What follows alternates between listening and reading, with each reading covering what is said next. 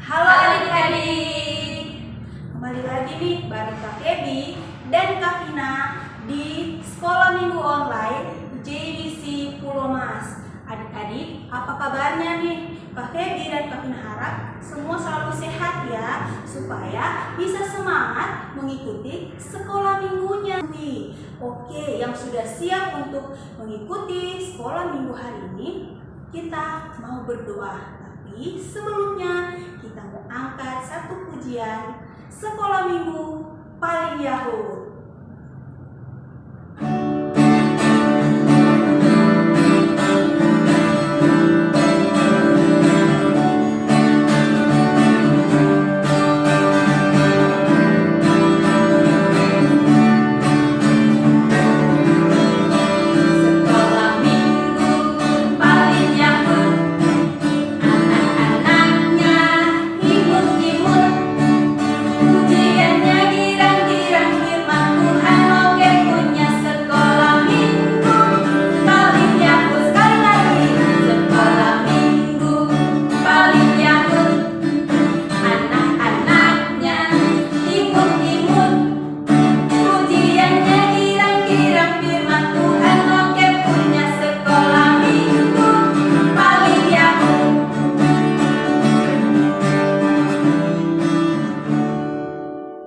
Adik-adik, mari kita berdoa bersama-sama. Tuhan Yesus yang di surga, kami ucap syukur kepada-Mu Tuhan, karena hari ini Tuhan menolong kami boleh memuji Tuhan, memuliakan nama Tuhan. Tuhan, kami ingin terus memuji Tuhan dan mendengarkan cerita firman Tuhan. Berkati kami dimanapun kami berada. Dalam nama Yesus kami sudah berdoa. Amin. Adik-adik, kita akan terus memuji Tuhan. Kak Vina ajak adik-adik semuanya boleh berdiri. Kita mau memuji Tuhan dengan pujian Hati-hati Gunakan Tanganmu.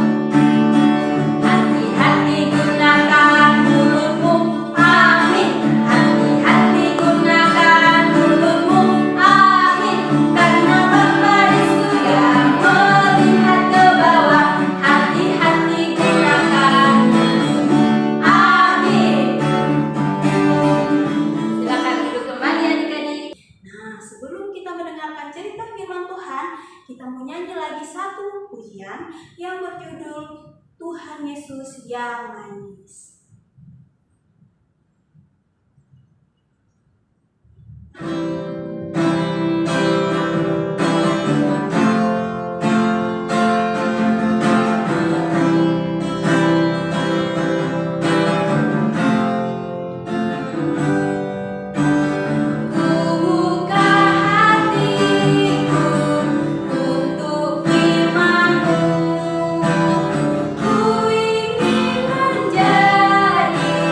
Seperti Yesus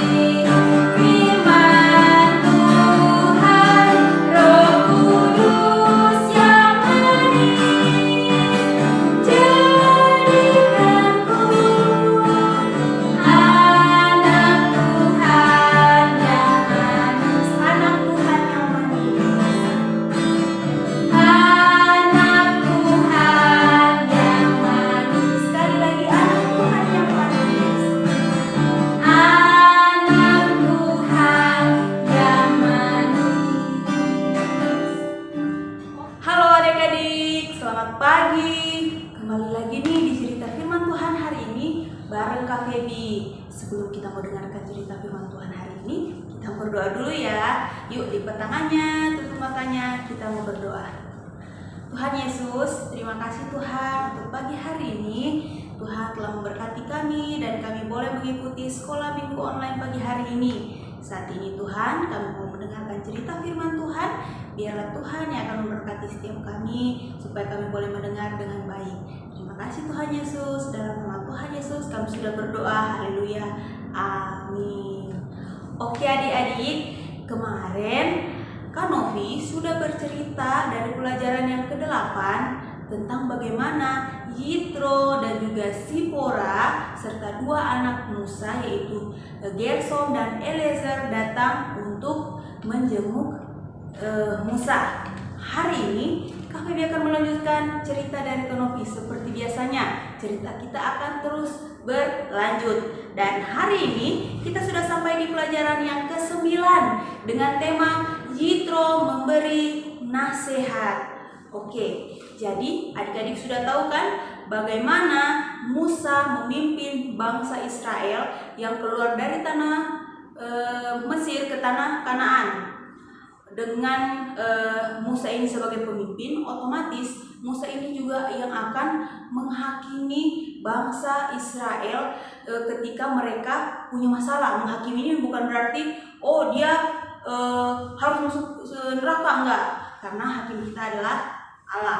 Tapi yang kami maksud di sini adalah Musa menjadi hakim untuk bangsa Israel. Jadi maksudnya adalah ketika bangsa Israel punya masalah yang mereka rasa perlu solusi, perlu jalan keluar, Musa akan ada di situ untuk memberikan mereka solusi, memberikan mereka jalan keluar. Bagaimana nih untuk masalah ini boleh diselesaikan seperti itu. Tapi tetap saja Musa dituntun oleh Allah untuk memberikan solusi atau jalan keluar untuk setiap orang Mesir yang datang kepada Musa meminta solusi atau jalan keluar dari masalah mereka.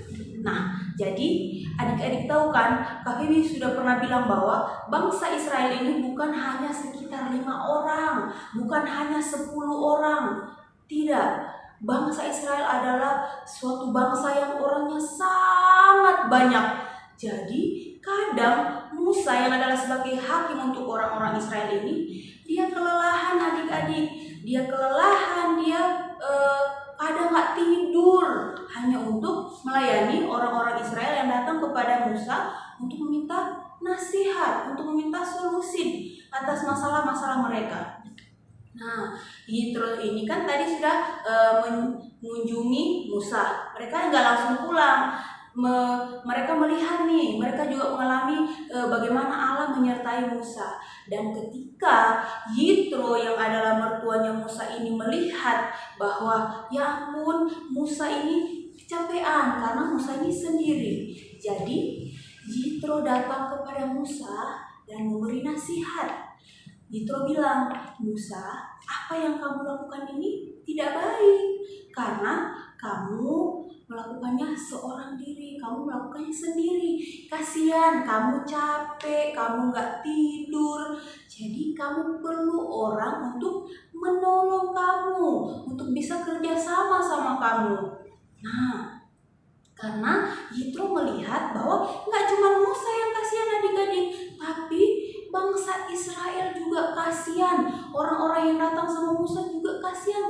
Mereka capek. Capek kenapa? Ya capek, mereka harus antri untuk bisa mendapat giliran bertemu dengan Musa dan menceritakan masalah-masalah mereka.